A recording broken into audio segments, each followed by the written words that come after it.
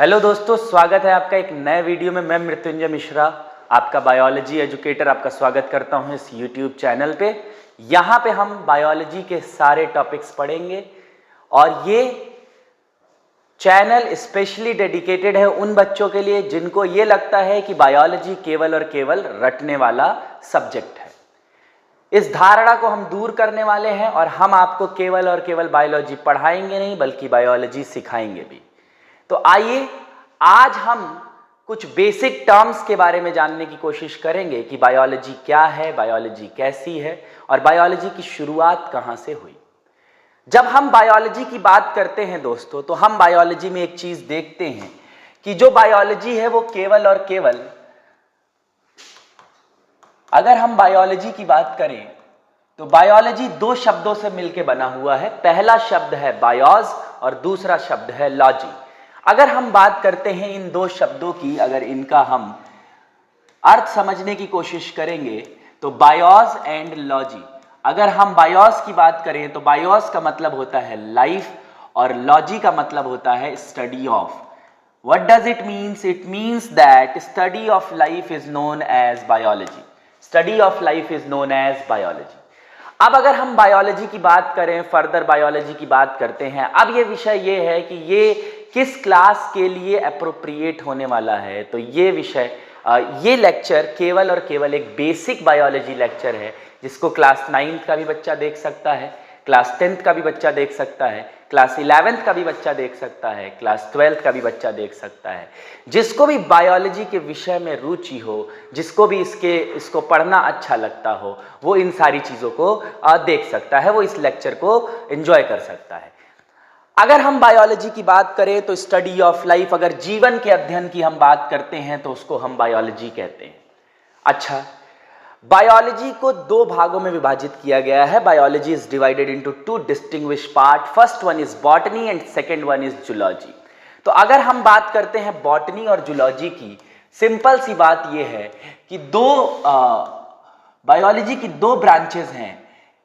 पहले तो ये साइंस की ब्रांच बायोलॉजी जो लाइफ की स्टडी से डील करती है, और उसमें भी दो ब्रांच, पहला बॉटनी और दूसरा जूलॉजी।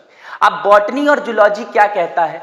बॉटनी कहता है कि प्लांट्स की अगर हम स्टडी कर रहे हैं, if we are studying about plants की अगर हम स्टडी कर रहे हैं तो उसको हम बॉटनी में पढ़ते हैं, और अगर हम एनिमल्स की स्टडी कर रहे हैं तो उसको हम जूलॉजी में पढ़ते हैं। अगर हम एनिमल्स की स्टडी कर रहे हैं तो उसको हम जूलॉजी में पढ़ते हैं। अब बायोलॉजी इतना अच्छा सब्जेक्ट क्यों माना जाता है? बायोलॉजी, वैसे तो सारे सब्जेक्ट्स अपने स्थान पर अच्छे हैं, लेकिन बायोलॉजी को हम रिलेट करके पढ़ सकते हैं। अगर हम प्लांट्स के बारे में पढ़ रहे हैं तो प्लांट्स प्रत्यक्ष रूप से आपके सामने हैं। अगर हम एनिमल्स के बारे में पढ़ रहे हैं तो हम खुद एक एनिमल हैं, क्योंकि हम एक किंगडम एनिमिलिया से बिलोंग करते हैं। तो हम अपने बारे में अगर पढ़ रहे हैं तो हमें इसमें अच्छा लगने लगता है, हमें रुचि आने लगती है। तो बायोलॉजी इसीलिए एक ऐसा विषय है जो आपको बहुत ही अच्छा लगने वाला है। तो अगर हम बात करते हैं बायोलॉजी में बॉटनी और जूलॉजी की, तो ये दो डिफरेंट पार्ट्स हैं बायोलॉजी के जो आपको पढ़ने चाहिए। अब देखिए, अगर हम बात करें बायोलॉजी में जो सबसे पहला टॉपिक आता है जिसको हम सेल कहते हैं, तो सेल के अंदर अगर हम बात करें तो सेल को हम कहते हैं कि सेल जो है वो है बेसिक, स्ट्रक्चरल, फंडामेंटल और functional unit of life. Functional unit of life. अब जब हम बायोलॉजी की बात कर रहे थे, हम बायोलॉजी के बारे में पढ़ने की कोशिश कर रहे थे, तो हमने सेल की बात करी थी और सेल को हमने ये कहा था कि ये बेसिक है, स्ट्रक्चरल है, फंडामेंटल है, फंक्शनल है और यूनिट ऑफ लाइफ है। हम क्यों कह रहे हैं इसको बेसिक, हम क्यों कह रहे हैं इसको स्ट्रक्चरल, हम क्यों कह रहे हैं इसको फंडामेंटल, हम क्यों कह रहे हैं इसको फंक्शनल? कुछ रीजन इसके पीछे होगा। रीजन क्या है कि जब हम एक घर बनाने जाते हैं तो उस घर में जो सबसे छोटी यूनिट लगाते हैं वो हम लगाते हैं ब्रिक। क्या लगाते हैं? ब्रिक। वैसे ही अगर किसी ऑर्गेनिज्म को हम बनाने जाएंगे या ऑर्गेनिज्म का फॉर्मेशन होगा तो उसमें जो सबसे छोटी यूनिट होगी वो होगी सेल। सबसे छोटी यूनिट होगी सेल। इसीलिए इस सेल को हम क्या कहते हैं? बेसिक यूनिट ऑफ लाइफ कहते हैं। क्या कहते हैं? बेसिक यूनिट ऑफ लाइफ कहते हैं। स्ट्रक्चरल यूनिट ऑफ लाइफ क्यों कहते हैं? क्योंकि जितने भी स्ट्रक्चर हमारी बॉडी में आपको देखने को मिल रहे हैं वो कहीं ना कहीं सेल से ही मिलके बने हुए हैं। फॉर एग्जाम्पल अगर हम लंग्स की बात करें, अगर लंग्स की हम बात करते हैं तो लंग्स एक ऑर्गन है। क्या है? लंग्स एक ऑर्गन है। आइए हम चलते हैं नेक्स्ट स्लाइड पे और हम बात करते हैं लंग्स की। किसकी बात करते हैं? लंग्स की। हमारे अंदर लंग्स प्रेजेंट है, लंग्स एक ऑर्गन है। अब इस ऑर्गन का फॉर्मेशन कैसे हुआ होगा ये जरा देखिएगा। लंग्स का फॉर्मेशन कैसे हुआ? हुआ क्या कि सेल हुए। सेल से जब हम, आप सबको पता है कि when similar shape and size of cell constituent together and performs a specific function they form tissue। यानी समान प्रकार की कोशिकाएं आपस में मिलती हैं और ऊतक का निर्माण करती हैं। अगर हम बात करें तो सेल से क्या बनने वाला है? टिश्यू बनने वाला है। ठीक है। अब ये जो टिश्यू है, ये टिश्यू और टिश्यू सिमिलर टाइप के टिश्यूज मिलेंगे और टिश्यू सिस्टम का फॉर्मेशन करने वाले हैं। अब ये जो टिश्यू सिस्टम है ये डेफिनेटली बनाएगा एक ऑर्गन।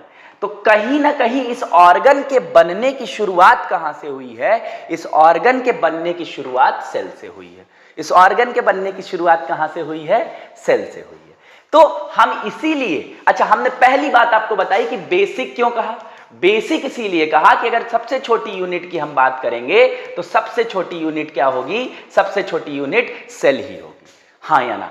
अब जरा ये बताइए कि स्ट्रक्चरल क्यों कहा? कि कोई भी स्ट्रक्चर हो हमारी बॉडी में, कोई भी स्ट्रक्चर हो, लंग्स हो, हार्ट हो, कोई भी स्ट्रक्चर हो, वो सारा का सारा कहीं ना कहीं कहां से शुरू हुआ है? सेल से शुरू हुआ है। इसीलिए हम इसको स्ट्रक्चरल यूनिट ऑफ लाइफ कहते हैं।